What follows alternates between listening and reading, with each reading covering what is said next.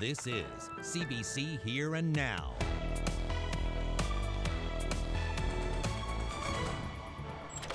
In 10 days, the politicians are going to open the doors at the House of Assembly to get together for one day, and that's going to cost you $25,000.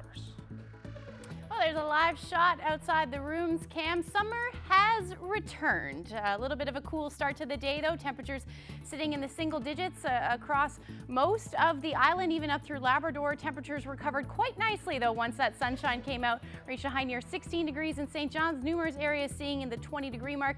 Will it stick around for the weekend? I'll have all those details coming up. We start tonight with the expense of politics. The House of Assembly is going to reconvene on Tuesday, July the 23rd, so all the MHAs, support staff, security pages, the clerks, they're all coming back for just one day. And it's going to cost tens of thousands of dollars for something that could have, maybe even should have been handled before the House rose. Over the winter, this man, Donovan Malloy, stepped down as Information and Privacy Commissioner. He took a job as a judge in the Northwest Territories. So the government made this woman, Victoria Woodworth-Linus, the acting commissioner. That was in March. So it fell to this man, the Speaker, Perry Trimper, to strike a selection committee of 4 people to make a short list of candidates. The law that governs all of this says the Speaker will hammer out a deal with the party leaders to agree on a permanent privacy commissioner.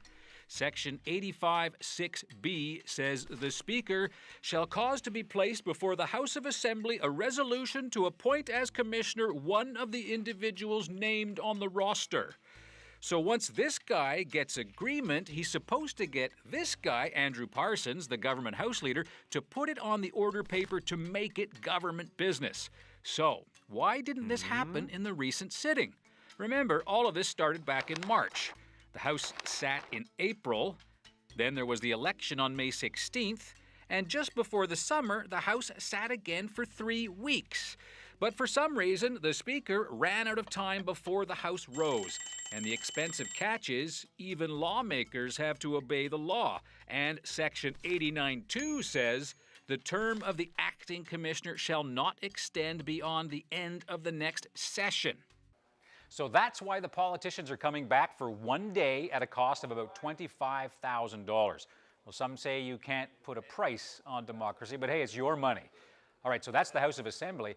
The government, though, is paying out even more money tonight to remove the head of the rooms.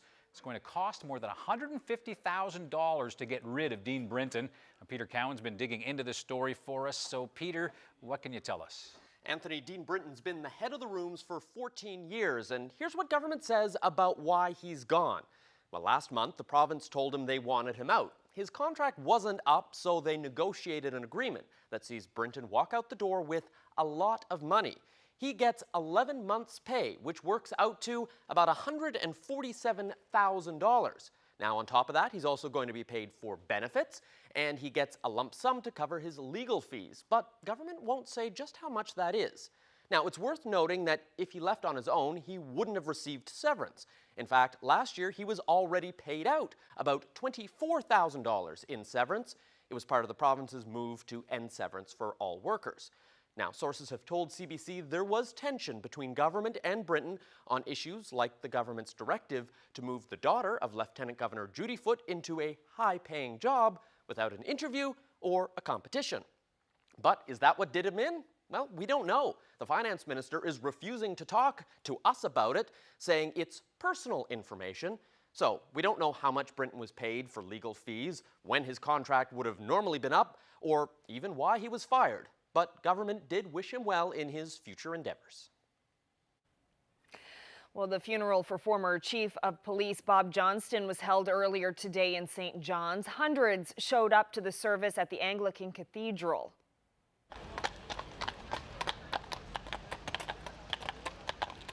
The Royal Newfoundland Constabulary's Honour Guard paid tribute to Johnston.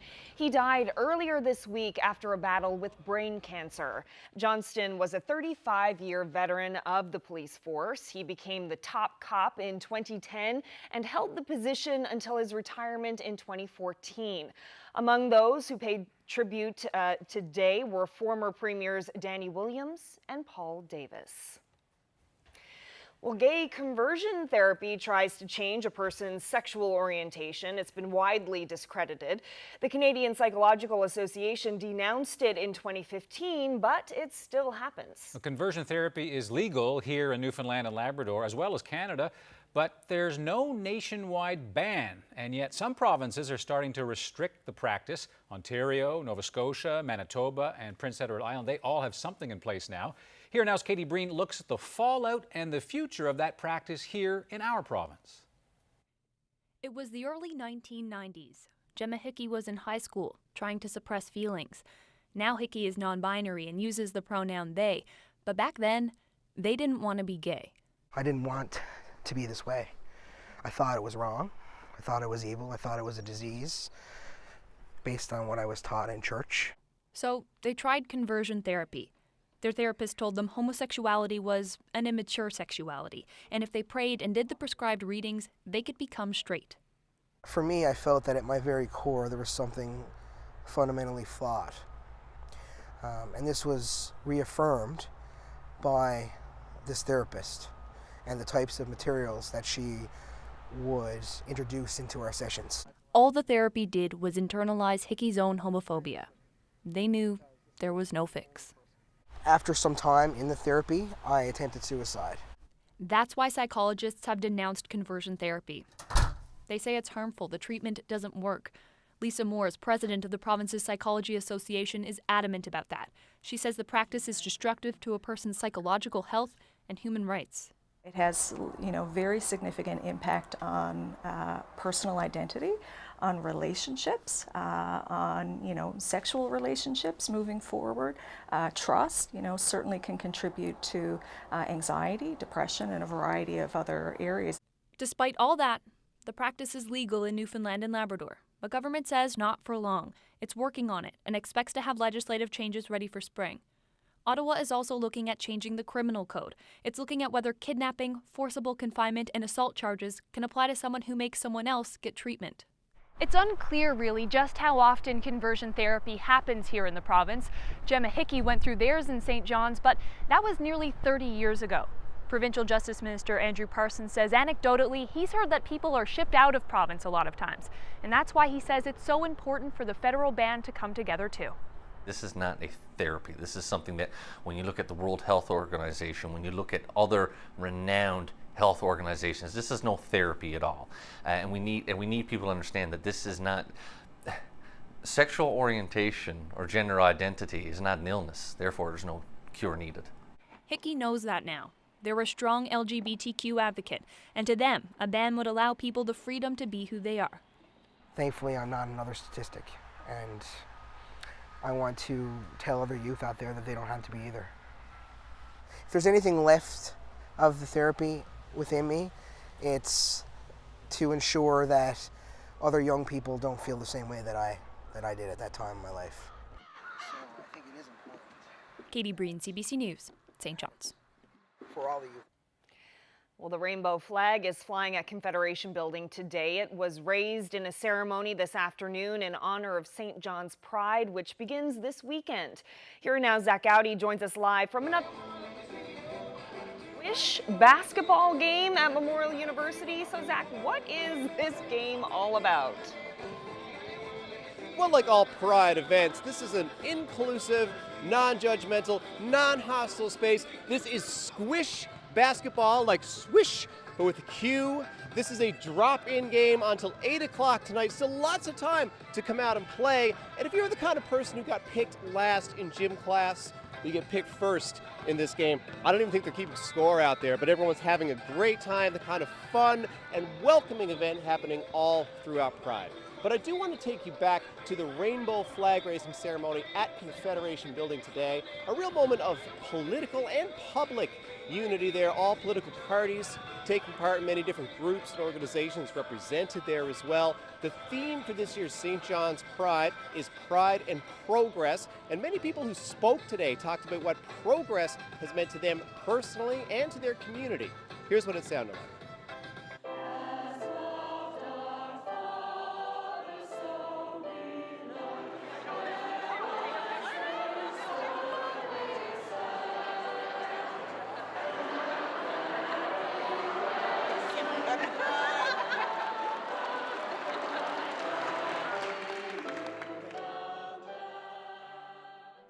Seeing all of you here shows us that there is progress being made in this province, country, and city towards inclusion and love.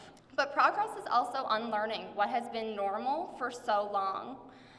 I work as a server here in town, and I regularly get asked about my boyfriend on shift. I think it goes without saying that I don't have a boyfriend.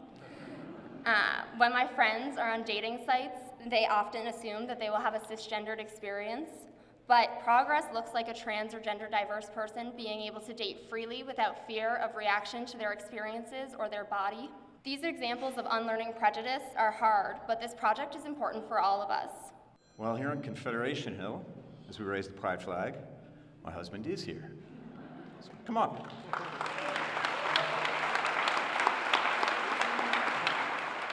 He hates this. Hates it. Just a little bit. Just a little bit. But this is important. We never take this for granted. Nor should we ever take it for granted.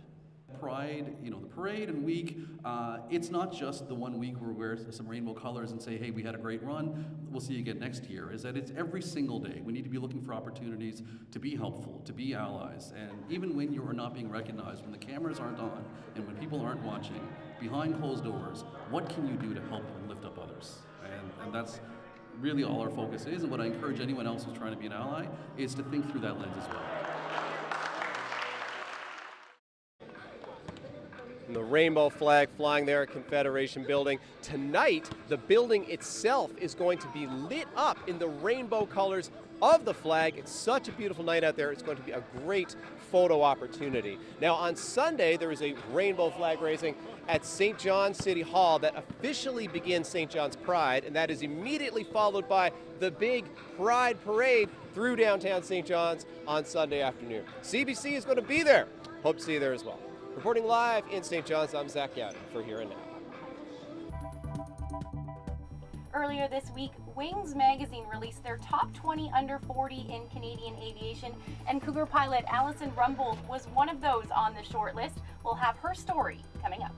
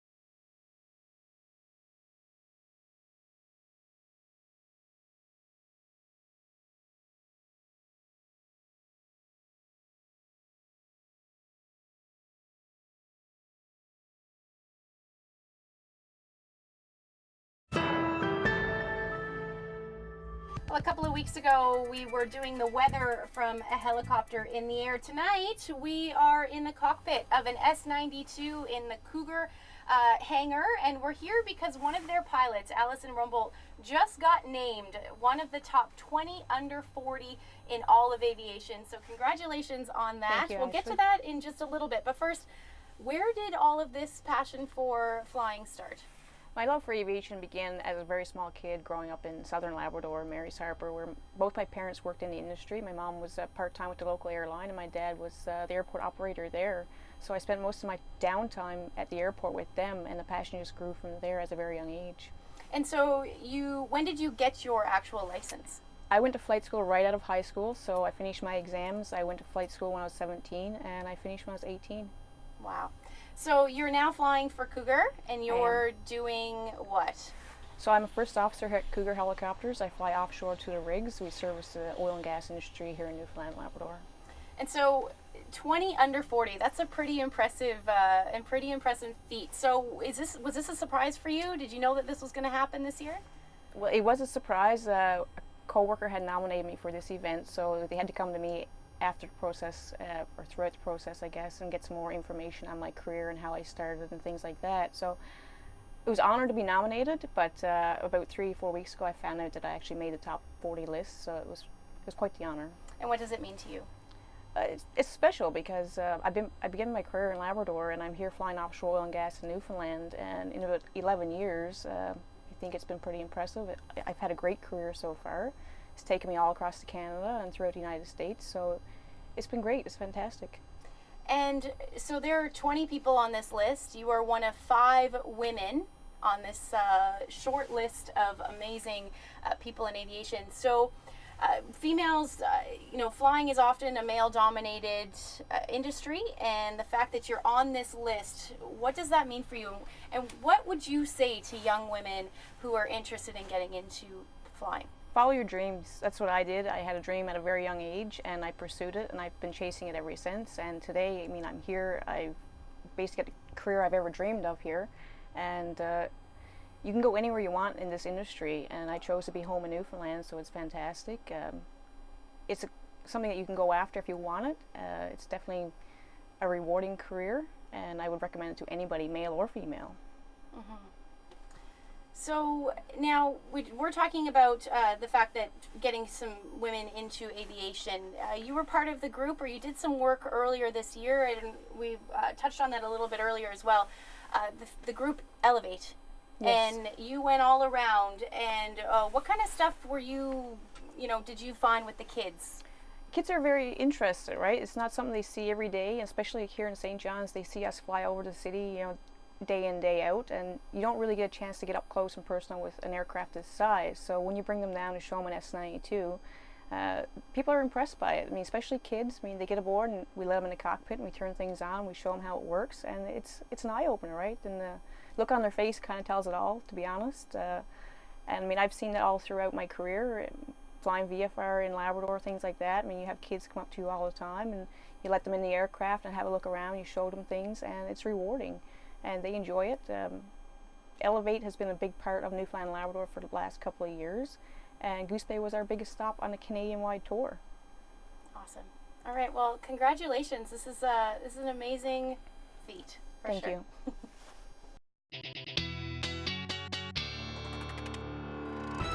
You were tempted to take it up for I wanted to. Yeah.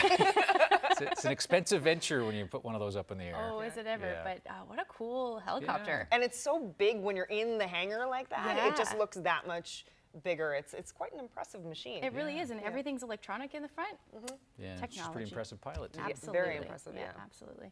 All right, so it's Friday. It's Friday and summer's back. Finally.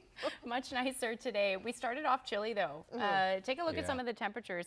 8 degrees was the morning high, or rather morning low for St. John's. And with that drizzle, definitely felt very fall-like, but it was certainly good news when that skies cleared out and those temperatures rose this afternoon. 16 degrees is what we reached at the airport in St. John's, and then those temperatures quite nice again across the island. 23 degrees for Deer Lake, 14, so a little cooler for Port aux Basques, and then we've got those temperatures up in the 20-degree range, mid-20s for Central Labrador. So beautiful afternoon there, and still sitting pretty nice. 20 degrees for Corner Brook, 22 for Badger, and 14 right now as outside in St. John's. So here's a look at that satellite. We did see that low pressure system finally move off, took away that cloud cover as well. Beautiful afternoon for most part.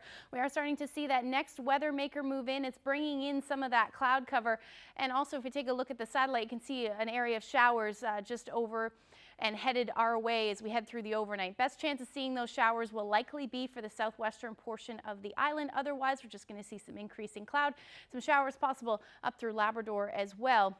But for the most part tonight will be quiet. So those temperatures a little bit milder than what we saw this morning, so anywhere from 10 to 13 degrees. Light winds along the west coast, light as well along the northeast coast. Variable 5 to 15 kilometers per hour tonight. Temperature around 8 degrees for St. Anthony, but again, best chance those showers will be around Port aux Basques. Otherwise, we're looking at clear skies or partly cloudy skies through the overnight tonight. 14 degrees, so quite mild for Lab City tonight. Same for Happy Valley Goose Bay, only going down to 16 degrees. Those southeasterlies 15 to 20 kilometers per hour. And then as far as what we're expecting tomorrow, generally looking at some cloud cover through the day. We're going to see that chance of showers, though, spread across Labrador, especially into central by the time tomorrow afternoon rolls around. And then toward the coast, we're looking at those clouds increasing through the day. Otherwise, we're looking at partly to mostly cloudy skies as we head towards the evening hours for the island, and then showers moving in for the Avalon. And that looks like that will be the story as we head into Sunday as well. So here are your temperatures, still quite nice, around seasonal, a little bit below, but still much nicer than what we've been seeing for the past couple of days, that's for sure. 18 degrees for Marystown, have that chance of showers in for the southern Avalon. That will happen towards the evening hours. But again, looking at a mix of generally cloudy skies, maybe a few peaks of sun in the mix. Heading towards Grand Falls, Windsor, 21 degrees, 22 in Gander, warmer up through Twillingate as well, 19 degrees tomorrow. And then the best chance of that shower activity will be the west and south coast. Cooler along the south coast as well in onshore flow, 13 degrees. But you are looking at that potential for a wreck house wind warning as well overnight. So definitely keep that in mind. 21 degrees and sunshine for Cartwright, and then a little bit unsettled for the rest of Labrador. So that's a look at your forecast for Saturday. We'll look ahead to Sunday when I come back. The Pride flag is up again, but for the first time, the town of Gander is holding a Pride Week. A lot of Newfoundland and Labrador is built on rural community. Right? And in order for a community to grow and flourish, everyone needs to feel accepted. I'll tell you all about that coming up on Here and Now.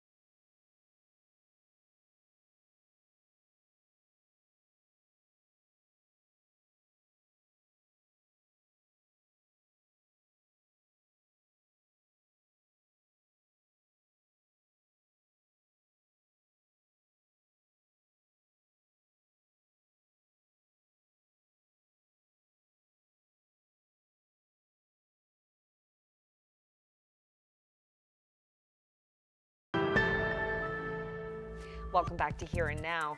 Well, earlier in the show, Zach Gowdy told you about a flag raising at Confederation Building in St. John's today, and Gander also kicked off Pride celebrations this afternoon. And for the first time, the town has organized a whole week's worth of Pride activities. Here Now's Garrett Barry has more. Hand over hand till they're up to the top. You've seen this before, but to be there yourself, the one pulling it up, it's something different. It's hard to describe. It's just special because, I mean, like, this is just something that's been a part of me. It's my identity. And to be able to use that to represent the community and show that Gander is a diverse place is just incredible, I think. A warm welcome today, but I've been here since 2014, and I have to tell you that it has grown over the years, but it has been a bit of a struggle at times. here they are in 2014, and here they are today. Some differences are obvious. Some are a bit more subtle. And we have a member of the LGBTQ community who will be raising the flag, where in many years past, it was someone from a nonprofit who actually raised the flag. Last year we had someone from the community do that, and this year it's going to be the same thing. To me, that demonstrates growth and acceptance. It's got to look this way, be all right. For Zach, there was struggle. Really, when I was 13, I would wear female clothes, I'd present as female, and it just never felt right. Like, I'd go to school and I just feel like people were uncomfortable. I was uncomfortable, and I felt like other people could sense that. And as I slowly realized that I didn't feel comfortable as female and I started to wear male clothes, I think it really just clicked that that's who I was.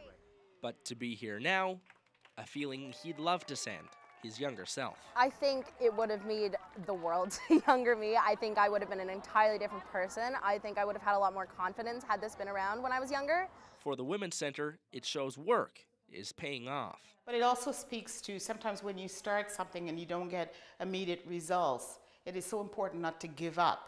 It's to continue doing it and learn from each experience in terms of how we become more inclusive in our community. And that work isn't over. They're still pushing. This week will be Gander's first Pride Week, with the walk and a movie and poster making. To hear them say it, the reason is almost simple. It's time. Garrett Barry, CBC News, Gander. New details tonight on a wrongful conviction case with a local connection. It concerns Glenn Assoon, a Nova Scotia man who wrongfully spent 17 years in prison for a murder he didn't commit. Now, for his appeal, Assoon first enlisted the help of St. John's lawyer Jerome Kennedy. A newly released report was instrumental in overturning Assoon's conviction. That report reveals how police deleted documents which linked other suspects to the 1995 killing of Brenda Way. CBC's Brett Ruskin has more from Halifax. Glenn Assoon spent 17 years behind bars, and we learned today that some of the information that could have led to his release was deleted from a police database. That's according to documents that were released here from this courtroom after a publication ban was fought against by the CBC News, as well as the Canadian Press and the Halifax Examiner. We all worked together to hire a lawyer to fight this publication ban. The publication ban was lifted, and in the documents released today, it shows that there was information about an alternate suspect that police had in hand, but then that police deleted in advance of an appeal of the conviction of Glenn Assoon. And so the RCMP have said, yes, we did have the information. It was deleted, but it was not done with malicious intent. Now, Glenn Assoon, again, was arrested, tried, and convicted of the murder in 1995, and throughout the 90s, the trial did continue, the murder of Brenda Way. He spent nearly 17 years in prison, has now been exonerated. Meanwhile, there is no convicted killer of Brenda Way as we speak. Glenn Assoon, on his part, he says he spent 17 years behind bars. He is not angry or frustrated because in his 60s, with the time that he has left, he says he doesn't have time for anger. He doesn't have time for frustration. He just wants to live his life now as a free man. Brett Ruskin, CBC News, Halifax. And the RCMP has responded to the unsealing of the Assoon report. The spokesperson rejects any allegations of a cover-up. RCMP takes any of these allegations incredibly seriously, and that is why a review was done immediately, and we shared our findings immediately. We do not have any intention of trying to hide any information. If anything has been done, it has not been intentional. or it was a mistake. But there has been no intention for the RCMP in any way to try and do a cover-up, and we take that kind of allegation incredibly seriously. Well, in other news tonight, Headley frontman Jacob Hogarth will stand trial on sexual assault charges. The ruling came down today in a Toronto courtroom. A judge ruled the case should proceed. This after prosecutors gave an overview of their evidence. The Canadian rock singer will face a trial by jury on 3 sex-related charges involving a woman and a teenager. A publication ban is in place to protect the identities of the complainants. The lawyer for the 35-year-old told CBC News Hogarth intends to plead not guilty. A trial date has not been set. Because of the medication they had to give me to save my vital organs, it took the blood from my extremities, and I ended up having to have 4 amputations. Coming up, an encore presentation of a segment from Here and Now's series, This Is My Story, featuring Elaine Dodge Lynch.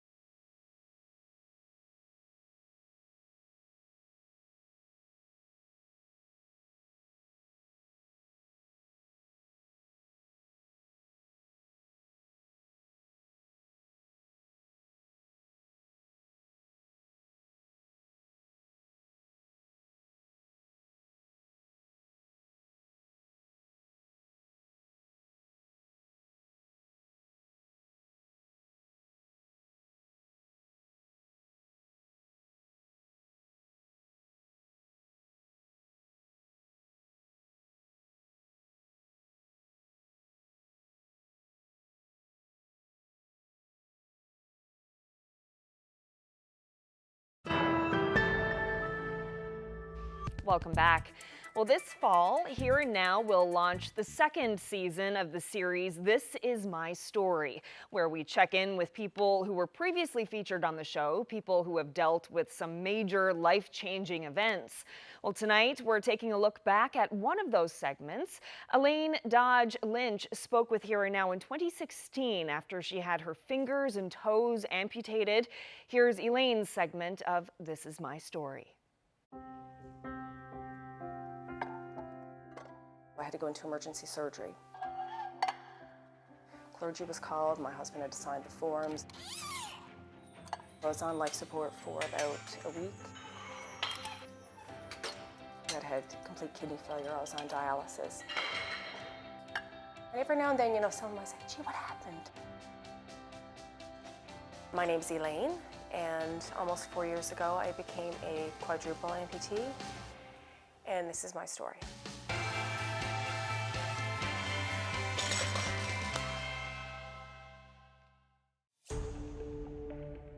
Found out that it was a group A strep infection, which had led to toxic shock syndrome. Because of the medication they had to give me to save my vital organs, it took the blood from my extremities, and I ended up having to have 4 amputations. was a huge adjustment. I couldn't do much for myself, to be honest. I remember when I was at the Miller Center for my physio and my rehabilitation, I really wanted to come home. We had 2 small children at the time. They were 2 and 6. So at week 10, they finally said, okay, we'll let you go home. Everything was a challenge. Going up the stairs, eating, my kids needed to go to school. I couldn't really help it that much. My routine is very similar to anyone else's, except again, I have to think steps ahead. All the everyday things that you take for granted mentally exhaust me, as well as physically. Trying to learn to do my hair again was quite a challenge. Initially, when my fingers were so tender and so sore, the occupational therapist was trying to come up with some way for me to just do a ponytail, something, because I didn't want to cut my hair off because of it. And my daughter is 6. She has long, beautiful hair, and I need to be able to do her hair. It sounds simple, but it's a big thing. I really don't care about my own so much. It's my daughter. I want to make her feel good, so that her mom can do things. So I have a PhD, and I was a biochemist at Memorial University, so I was a research scientist there, and I also taught. My job was a lot of hands-on. I worked in a laboratory, so I can't work with chemicals. I can't do the fine hand manipulation that I used to have to do. So as of right now, work is kind of off the table. I have prosthetics, but it was a long time coming. So this one goes on just like a glove. It's a snug fit. And the prosthetist at the Miller Center hooked me up with a company called Autobach in Ontario. They're one of the best in the world. So I spent 4 full days in the Autobach silicone lab, and that's how long it took to get all the casting of my limbs. I love the look of them, but like realistically, they get in the way. And I tried to drive with them on one time, and I looked at the wheel, and one finger was pointing that way. Like they turn, it almost feels like I have a Halloween costume on sometimes, because I have these big extensions on my fingers. But they are lovely. The shape for my hand and the length of my hand was done from a photocopy my kids wanted to do. We have a printer that has like a photocopier option, and before I got sick, I don't know why, we're just fooling around one day, and we all put our hands on the photocopier and photocopied our hands. So I brought the photocopy with me, and they took those dimensions for my hands. And I'm like, whoever thought I would have needed that? And we have it framed on our wall, because it's really important. And my feet were casted for my mom's feet. Because I just couldn't describe how I could picture my toes. I just couldn't show them. So I got my mom to cast her feet for me. And so I have my mom's toes. So this is it's a custom insert. It's like you would get an orthotic, but this one has a custom toe filler. And because I don't have a natural arch anymore, it does what it can to give me a proper shape. And this took a lot of practice. And a lot of the times it comes undone because I can't tie them tight enough, because I can't grab tight enough, but yeah. The sad part is I can hardly remember what I was like before. I had 37 years with fingers and toes, and it's like I can't remember much of it.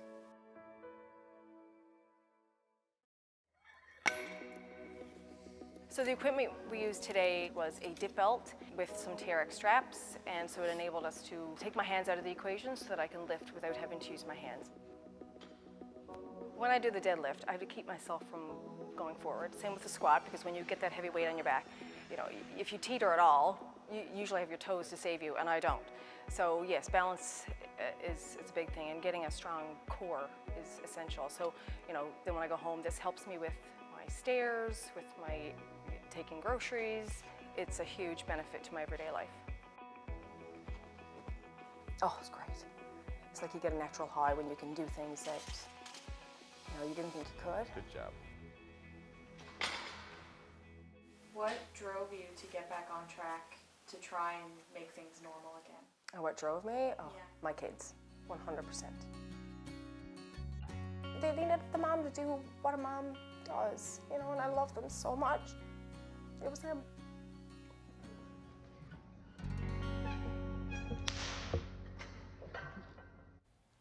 Still as powerful as the first time we aired that item. So over the coming weeks, we're going to be revisiting other segments of This Is My Story. Yes, our production crew is hard at work on our second season of the series to air this fall. Well, now turning to national news, Prime Minister Justin Trudeau was in Alberta this morning talking with workers at the Trans Mountain Pipeline's Edmonton terminal. Trudeau acknowledges there is still opposition to the project, but says that work should resume before the end of this year's construction season. Governments need to be responsible on the environment and responsible with Indigenous peoples and community support in order to move forward. Now, that doesn't mean we expect or have to get unanimity on this, but it does mean we have to make sure we're doing the process right. 6 First Nations in BC and at least 2 environmental groups have filed new court challenges to the approval that was given last month. Conservative critics say Ottawa can and should override that opposition by exerting federal jurisdiction to act in the national interest. Alberta's premier in particular has raised the specter of Alberta secession linked to frustration with this project. Trudeau says Conservatives are being irresponsible in pitting one part of the country against another. And still with politics, Donald Trump lost another member of his cabinet today.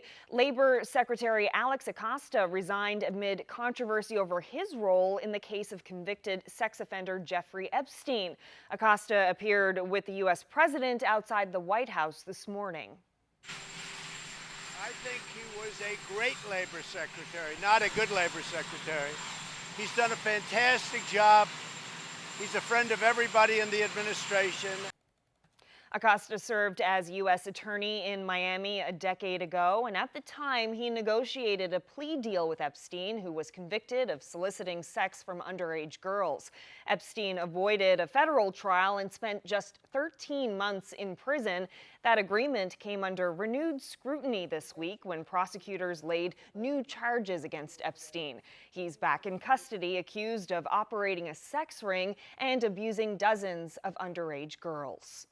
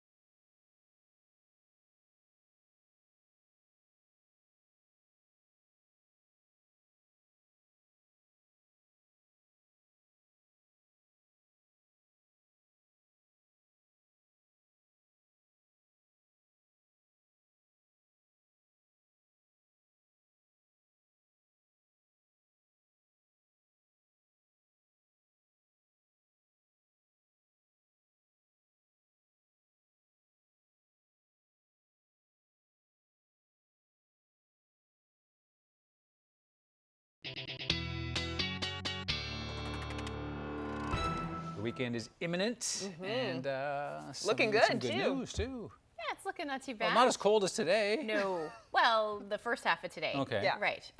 Beautiful for the most part. We're just going to see some cloudy skies into the afternoon. Best chance of showers will be along the south coast and the west coast for your afternoon tomorrow, and then towards the evening and overnight hours for the southern Avalon. So there's your temperatures, 18 to 22 degrees, but the coolest will be along the south coast again with that onshore flow. And then keep in mind, could see a wreck house wind warning with gusts upwards of 80, even 90 kilometers per hour through the overnight. And that's because the low pressure system is going to track south. So you can see it there. By the time Saturday night rolls around, that low will be on its way east. But it does look like we could see some showers for the first half of the day for the Avalon, and then scattered across the island as well, and then into Labrador, unsettled through the day on Sunday. So generally cloudy skies, it looks like. Maybe a few peaks of sun up through the northern peninsula. That's where it looks like, and the Baver Peninsula. That's where it looks like it will be the best chance of seeing that sunshine. And then those showers will move in again towards Monday morning. So here's a look at your temperatures, pretty similar within a degree or two. Looking at between 18 and 21 degrees, again cooler along the south coast. Port aux Basques 16 degrees and 18 for St. Anthony. Otherwise, we're looking at 21 degrees for Happy Valley Goose Bay, again with that chance of showers, and then Lab City sitting at 20 degrees. So looking ahead, the next little bit does look unsettled. We've got a number of weak systems or weak troughs moving through as we head towards Monday and even into Tuesday. So we're going to stay generally gray. Slight chance we could see some peaks of sun up through Labrador as we head into Tuesday afternoon. Otherwise, we're looking at that shower activity continuing. Wednesday, again, cloudy, few peaks of sun, generally gray up through Labrador with that rain moving through. And we'll see that move in towards Wednesday night and into Thursday for the rest of the island. So here's a look at your temperatures.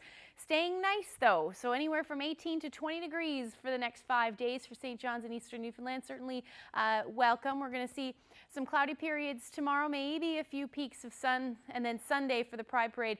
Around that time, we're looking at the chance of a few showers. Nothing out of the ordinary though, so just grab a rain jacket, you'll be okay. And then for Monday and Tuesday, we're looking at temperatures between 19 and 20 degrees. Wednesday is when it looks like most of that rain will fall. Now for central Newfoundland, if you're heading out to Salmon Fest, tomorrow looks nice, 21 degrees, and then rainy into the beginning of next week. Wednesday, 25 degrees. Again, keep in mind also that we'll see a little bit of humidity through the weekend. And then for western Newfoundland, similar temperatures, 20 to 22 degrees. Best chance of that sunshine will be as we head towards Tuesday. And then for eastern Labrador, 20 degrees for your Saturday, but generally gray. Sunshine returning on Tuesday. Look at that, 26 degrees it looks like. And then for western Labrador, generally gray. Best chance of seeing some peaks of sun will be for Monday and Tuesday. Well, we want to know where you're to. Tim Collins sent us this picture. I think it's pretty easy to guess, but I'll let you take a guess and we'll tell you where it was taken when we come back.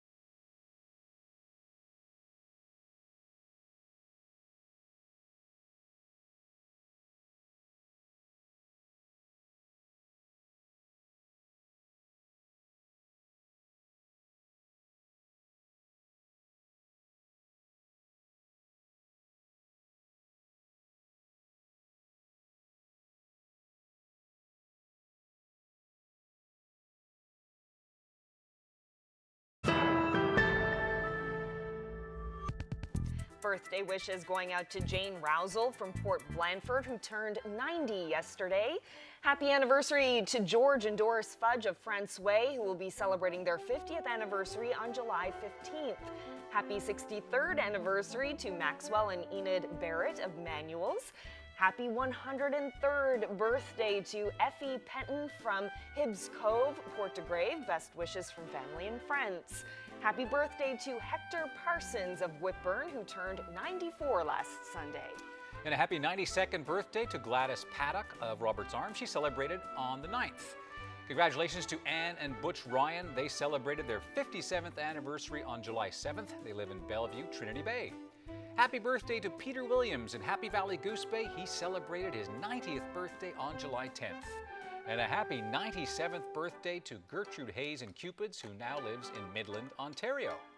Happy wedding anniversary to Pearl and Carl Milley of St. Anthony, who celebrated 64 years on July the 9th. Best wishes to Joan and Luke House of Kippens, who celebrated their 64th wedding anniversary yesterday. Happy 60th anniversary to Hiram and Adelaide Elliott of Gander. They will be celebrating on July 20th. Happy birthday to Cyril Waterman of Gambo, who turns 92 tomorrow. Greetings to Robert and May Bradbury of Bishop's Falls, who are celebrating their 59th wedding anniversary. Congratulations. Happy 50th anniversary to Francis and Sylvia Corrigan, formerly of Trepassey, now living in Bay Bulls. They'll celebrate on Sunday. Jim and Marie Suley in Heart's Delight celebrated their 54th wedding anniversary on July 10th. And also wishing Annette and Grath Evely of St. John's a happy 56th wedding anniversary tomorrow. Mita Bullen of Harbour Breton celebrated her 95th birthday on July 10th. Best wishes from family and friends. And a happy 57th anniversary to Betty and Maxwell Mercer of Shearstown. A happy 90th birthday tomorrow to Gordon Waxy Clare in Corner Brook. Happy 54th anniversary to Lloyd and Maxine White of Bay Roberts. They celebrated July 10th. Happy 50th anniversary yesterday to Nathan and Deborah Baggs of Stephenville. Congratulations to Edward and Thelma Murphy. They celebrated their 63rd wedding anniversary on July 9th. They're from Kippens and now live in CBS. Happy 66th wedding anniversary to Reverend Lockley and Phyllis Fiander of Fortune, now living in St. John's. They celebrated July 9th. Happy birthday to Laura Gale. She's turning 104. Greetings from all her nieces and nephews. And a happy 50th anniversary today to Rosalind and Wayne Smith in Clarenville, now living in St. John's, of Clarenville, I should say. And a happy 97th birthday to Gwen Bowring of Bay Roberts. She celebrates on Monday. Violet and Gordon Monk of Southlands are celebrating their 51st wedding anniversary today. And a happy 50th anniversary to Sam and Pat Feltham of Gander. They celebrated yesterday. Happy 62nd wedding anniversary to Doug and Lily Ivany of Mount Pearl and Random Island. Happy 97th birthday to Emily Coates of Glenwood, now living in Gander. Greetings from her 9 daughters, 6 sons, and nearly 200 grandchildren, great-grandchildren, and great-great-grandchildren. Whoa. Yep. Happy birthday to Madonna Shanahan, who will turn 90 on August 7th. Love from family and friends. Congratulations to Margaret and Harvey Hunt in Centerville. They will celebrate their 54th wedding anniversary on July 15th. Happy 60th wedding anniversary to Mac and Inez Stuckless of Durrell.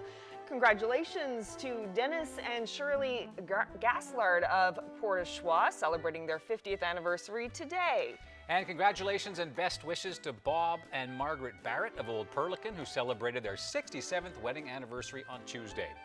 50th wedding anniversary greetings going out to Harold and Emmy Snow of Clark's Beach. They celebrated their anniversary yesterday.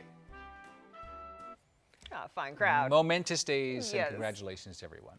Well, a city in Japan is now using underwater drones to help save lives. The fire department uses these waterproof drones to help rescue submerged victims, and these kinds of cameras can drop 100 meters really, really quickly. Wow, emergency crews are using it to speed up rescue efforts in traffic and fishing accidents. So they also have flying drones. Some experts consider the remote-operated cameras the future of search and rescue efforts. Very interesting. Those come in handy here. Yeah, absolutely. Water drones. What are those guys doing? I don't know. Oh, okay, they're being rescued by the drone, I assume. Oh, cool. Maybe, I don't know. Okay, I couldn't quite Totally figure guessing. that out. Totally guessing. Let's take a break. Okay, so it's Friday and you're going to be leaving us for a little bit? I will be on assignment for the next little while, so we'll see. So it's not vacation. That comes later in August, but yeah, I'll be gone for a bit. Yeah. Okay. Well, before you do that, can we talk about the weather photo? Yes. Yeah, Oh, I forgot let's do about that. Sorry.